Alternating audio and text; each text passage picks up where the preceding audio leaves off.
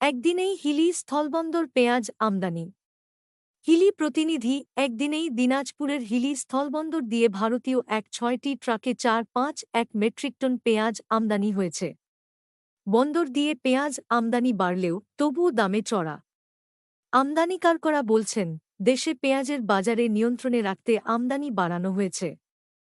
তবে ৪-০% শুল্কায়নে দিয়েই এসব পেঁয়াজ আমদানি করা হচ্ছে।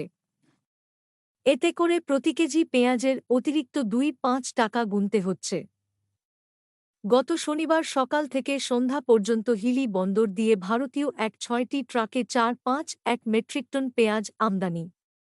আজ রোববার হিলি খুচরা বাজার ঘুরে জানা যায়, ৩ সপ্তাহ আগে দেশীয় পেঁয়াজ ৮-৫ টাকা কেজি দরে বিক্রি হলেও আজ সেই পেঁয়াজ মানভেদে ১০০ থেকে ১১০ টাকা কেজি দরে বিক্রি হচ্ছে।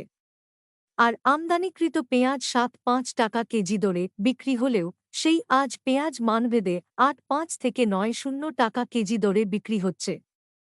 হিলি স্থলবন্দরের পেঁয়াজ আমদানিকারক শাহিনুর রেজা শাহিন বলেন, বাজারে চাহিদার তুলনায় মোকামগুলোতে দেশীয় পেঁয়াজের সরবরাহ কমে যাওয়া দাম বাড়তে বাড়তে এখন দেশীয় পেঁয়াজ ১০০ থেকে ১১০ টাকা কেজি দরে বিক্রি হচ্ছে। তাই দেশের বাজারের স্বাভাবিক রাখতে পেঁয়াজ আমদানি কিছুটা বাড়িয়ে দিয়েছেন আমদানিকারকরা। তবে ভারত সরকার ৪-০% শুল্ক প্রত্যাহার করলে দেশে পেঁয়াজের দাম ৫-০ টাকার নিচে নেমে আসবে।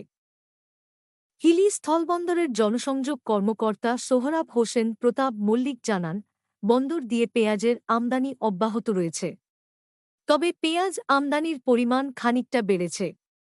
গত সপ্তাহের শনিবার থেকে মঙ্গলবার পর্যন্ত যেখানে ২ থেকে ৪ ট্রাক করে পেঁয়াজ আমদানি হচ্ছিল, এখন সেখানে গত বুধবার ১ জুলাই ভারতীয় ৪টি ট্রাকে ৪07 মেট্রিক টন, বৃহস্পতিবার ১০টি ট্রাকে ২৯-৪ মেট্রিক টন এবং চলতি সপ্তাহের প্রথম দিন শনিবার একদিনেই ৬টি ট্রাকে ৪-৫ টন পেঁয়াজ আমদানি হয়েছে।